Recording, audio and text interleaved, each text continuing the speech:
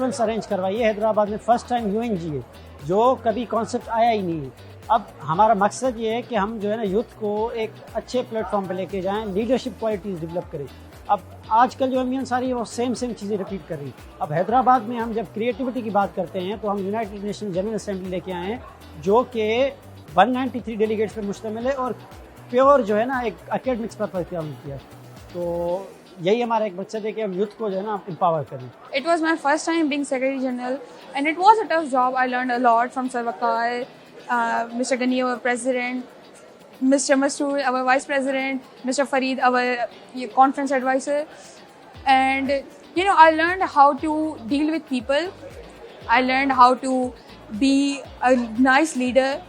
I learned how to make academics come true. I learned how to basically pull off a MUN in 1 month and make it a successful event. हमारा HTML करवाने का मकसद यही था कि हैदराबाद में academics promote की जाए, क्योंकि MUN तो बहुत होते हैं हैदराबाद में, लेकिन उनका बेसिकली अगर देखा जाए मोटिव ये होता है कि वो ज़्यादा सोशल्स की तरफ जाते हैं या ज़्यादा जो है अपना किसी इवेंट की तरफ जाते हैं। हमारा मकसद ये था कि एकेडमिक्स को प्रमोट किया जाए, इसीलिए हम इस बार जो है हैदराबाद में फर्स्ट टाइम UNGA लेके आए थे, जो कि हैदराबाद में कभी भी नहीं हुई थी। और उसके अलावा हमने बिल्कुल वही मैंडेट रखा यहाँ पे, बिल्कुल वही हमने फॉर्मेट अप्लाई किया यहाँ पे, और उसी तरह हमने जो है अपने हॉल को या अपने वेन्यू को उसी तरह से डेकोरेट किया जिस तरह से अपना UNGA में होता है। हमने 25 दिन में कॉन्फ्रेंस कराया है, तो कैसे टाइम को हैंडल करना है, कैसे जो हर्डल्स आई हमारे पास उसको मैनेज करना है, और कैसे डेलीगेट्स को मैनेज करना है, कैसे टारगेट पूरा करना है, कैसे लोगों के पास जाना है, ये सब हमने सीखा था। इस तरह के इवेंट कराने से फ़वायद ये होते हैं कि जैसे मैं था तो यूनिवर्सिटी में जाके मुझे पता चला कि MUN क्या होता है।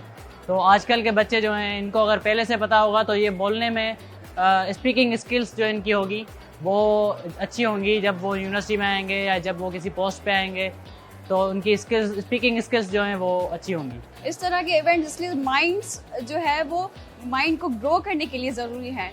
कहीं ना कहीं से हमारे पास न्यू पॉइंट्स आती हैं, कहीं ना कहीं से स्टाइल फ़लस्तीन का हमें वो तो एक कॉमन टॉपिक है, ठीक है।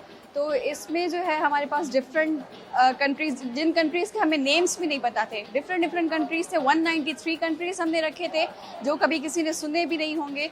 सो वो ऑल जितने भी थे वो सारे इंक्लूड हमने किए थे। शुरू से ही इन्होंने with in a short time, with in a month इन्होंने सारा कुछ वेन्यू के अलावा जो है इनके अवार्ड्स, इवन कैश प्राइजेस बहुत सारे रखे हैं, जो आज तक MUN जो हैदराबाद में हुई है इतना बड़ा कैश प्राइज नहीं रखा। Even HM honourable mention, special mention, जितने भी अवार्ड रिसीव करेंगे उन सब के लिए रखे हैं कैश प्राइजेस, क्योंकि डिप्लोमेसी जो होती है वो हर कोई नहीं कर सकता। बहुत ज़्यादा कंपटीशन था हमारे पास। मॉडल यूनाइटेड नेशंस जो होती है वो इस वजह से भी ज़रूरी होती है कि इस कॉन्फ्रेंस में हर बच्चे को चांस मिलता है बोलने का।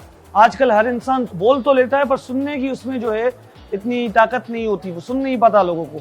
इस कॉन्फ्रेंस में डेलीगेट जो है वो डिफरेंट कैरेक्टर्स को, कंट्री को रिप्रेजेंट करके, इधर जैसे हमने यूनाइटेड नेशन जनरल असेंबली बनाई है, इसमें अलग तरीके के कॉन्फ्लिक्ट्स जैसे फ़लस्तीन इजराइल के हो गए, रशिया यूक्रेन के हो गए, इंडिया पाकिस्तान के हो गए, वो डिस्कस होंगे। और इसमें बच्चा सिर्फ न सुनेगा और उन पर बोलेगा भी, और एक दफ़ा नहीं बल्कि 3 दिनों में 10-10, 12 दफ़ा बोलेगा। इसमें कॉन्फिडेंस भी बढ़ता है, ड्राफ्टिंग स्किल्स भी सीखते हैं, और किस तरीके से डिप्लोमेटिकली दूसरों को अपनी तरफ लेके आना ये भी होता है। तो ये कॉन्फ्रेंस न के एक तरीके से पर अलग अलग तरीके से बच्चों को अलग तरीके से सिखाने में, उनका कॉन्फिडेंस ग्रो करने में, उनको सोशलाइज करने में बहुत ज़रूरी होती है।